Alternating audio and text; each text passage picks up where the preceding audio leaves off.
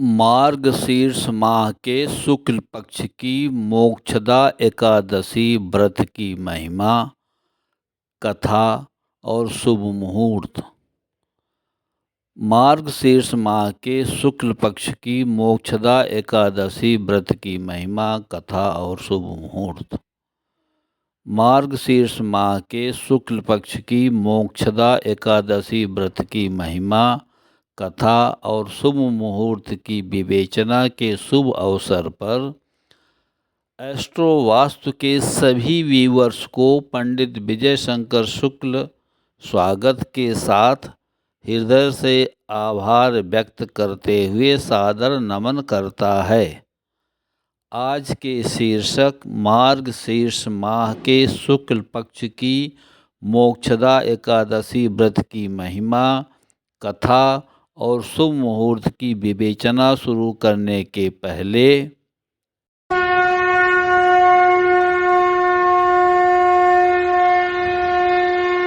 श्री गणेशाय नमः। ओम गंगणपतये नमः। वेलकम व्यूअर्स, मैं पंडित विजय शंकर शुक्ल सभी गुरुजनों, भगवान श्री गणेश, माँ सरस्वती की कृपा एवं आशीर्वाद से आप सबके साथ एस्ट्रोवाच चैनल पर डिस्कस करता हूँ। मार्गशीर्ष माह के शुक्ल पक्ष की मोक्षदा एकादशी की महिमा में मार्गशीर्ष माह के शुक्ल पक्ष की एकादशी तिथि को मोक्षदा एकादशी का व्रत रखते हैं। शास्त्रों में मोक्षदा को मौना एकादशी या मौन अग्यारस भी कहते हैं। मोक्षदा एकादशी का व्रत रखने वाले जातकों के सभी पाप कर्मों का नाश होता है और मृत्यु के बाद स्वर्गलोक में स्थान प्राप्त होता है। इस एकादशी के प्रभाव से घर परिवार की सुख समृद्धि और उद्धार तो होता ही है, साथ ही पितरों की आत्मा की शांति और मोक्ष की प्राप्ति होती है। पौराणिक कथा के अनुसार महाभारत काल के समय भगवान श्री कृष्ण ने इसी दिन अर्जुन को गीता का उपदेश दिया था, जिसके माध्यम से जीवन के मूल सिद्धांत और धर्म का रास्ता दिखाया। इसलिए इस दिन गीता जयंती का पर्व भी मनाया जाता है। मार्गशीर्ष माह के शुक्ल पक्ष की मोक्षदा एकादशी कथा। धर्मराज युधिष्ठिर भगवान श्री कृष्ण से कहने लगे कि हे भगवान, मैंने मार्गशीर्ष माह कृष्ण पक्ष की एकादशी अर्थात उत्पन्ना एकादशी का सविस्तार वर्णन सुना। अब आप कृपा करके मुझे मार्गशीर्ष माह के शुक्ल पक्ष की एकादशी के विषय में भी बतलाइए। इस एकादशी का क्या नाम है? इसका व्रत करने से किस फल की प्राप्त होती है?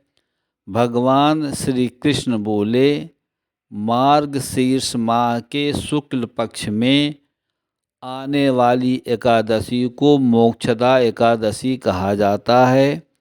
यह व्रत मोक्ष देने वाला तथा चिंतामणि के समान सब कामनाएं पूर्ण करने वाला है, जिससे आप अपने पूर्वजों के दुखों को खत्म कर सकते हैं।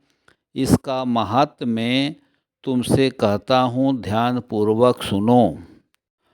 गोकुल नाम के नगर में बैखानस नामक राजा राज करता था। उसके राज्य में चारों वेदों के ज्ञाता ब्राह्मण रहते थे।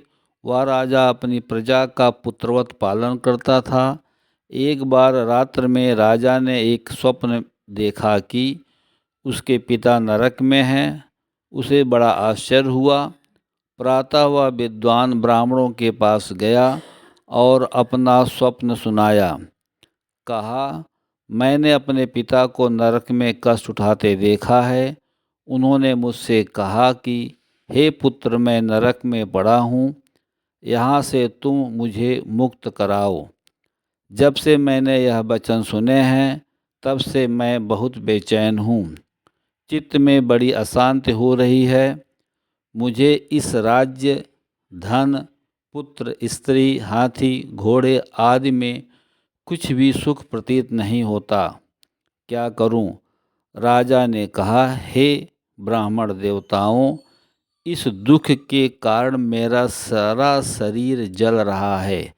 अब आप कृपा करके कोई तप, दान, व्रत आदि ऐसा उपाय बताएं जिससे मेरे पिता को मुक्ति मिल जाए। उस पुत्र का जीवन व्यर्थ है जो अपने माता पिता का उद्धार न कर सके। एक उत्तम पुत्र जो अपने माता पिता तथा पूर्वजों का उद्धार करता है, वह 1000 मूर्ख पुत्रों से अच्छा है। जैसे एक चंद्रमा सारे जगत में प्रकाश कर देता है, परंतु 1000 तारे नहीं कर सकते। ब्राह्मणों ने कहा, हे राजन, यहाँ पास ही भूत, भविष्य, वर्तमान के ज्ञाता पर्वत ऋषि का आश्रम है। आपकी समस्या का हल वे जरूर करेंगे। ऐसा सुनकर राजा मुनि के आश्रम पर गया। उस आश्रम में अनेक शांत चित्त योगी और मुनि तपस्या कर रहे थे। उसी जगह पर्वत मुनि बैठे थे। राजा ने मुनि को साष्टांग दंडवत किया। मुनि ने राजा से गोपांग कुशल पूछी। राजा ने कहा कि महाराज, आपकी कृपा से मेरे राज्य में सब कुशल है, लेकिन अकस्मात मेरे चित्त में अत्यंत अशांति होने लगी है। ऐसा सुनकर पर्वत मुनि ने आंखें बंद करी और भूत विचारने लगे। फिर बोले, हे राजन, मैंने योग के बल से तुम्हारे पिता के कुकर्मों को जान लिया है। उन्होंने पूर्व जन्म में कामातुर होकर एक पत्नी को रति दी, किंतु सौत के कहने पर दूसरे पत्नी को ऋतुदान मांगने पर भी नहीं दिया। उसी पाप कर्म के कारण तुम्हारे पिता को नरक में जाना पड़ा। तब राजा ने कहा, इसका कोई उपाय बताइए।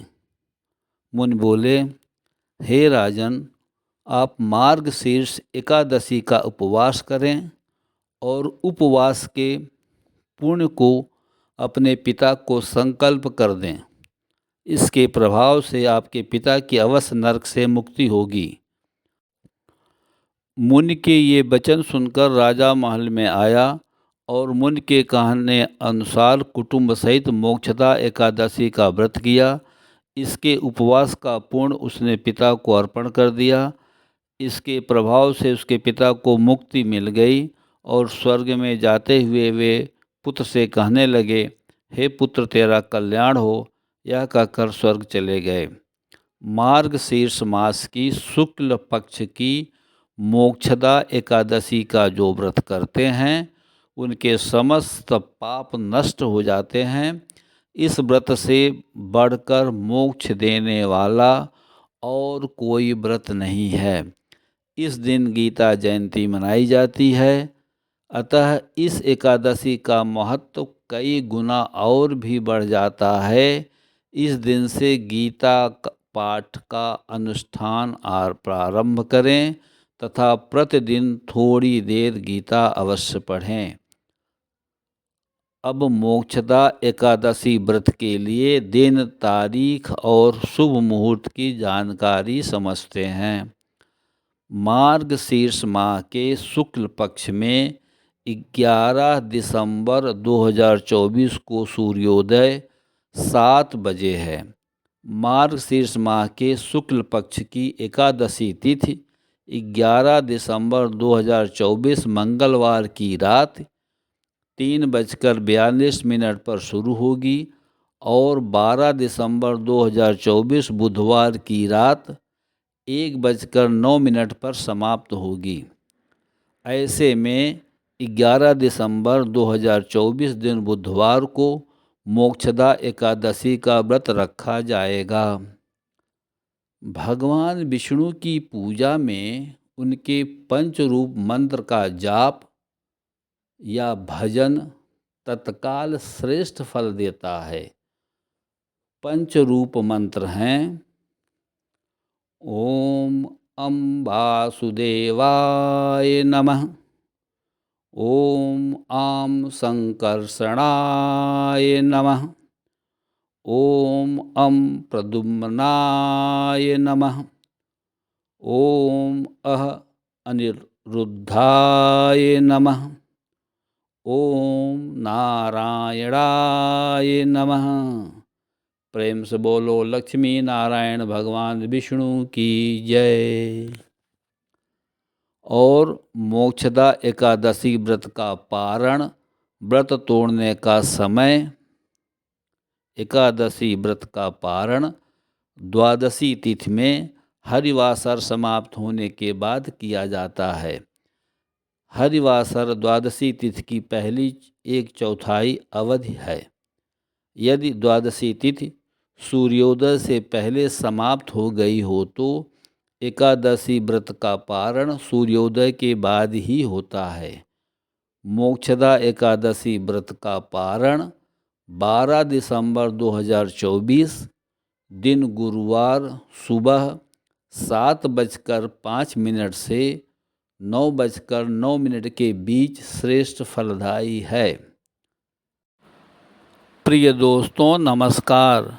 मुझे आशा है कि मेरी यह लेटेस्ट पब्लिश्ड वीडियो आप सबको बहुत पसंद आई है। अतः घर में बैठकर इस वीडियो का आनंद लेने के बाद मेरे प्रयास को काइंडली लाइक और कमेंट्स करें तथा अपने नियरेस्ट एंड डियरेस्ट को शेयर करें।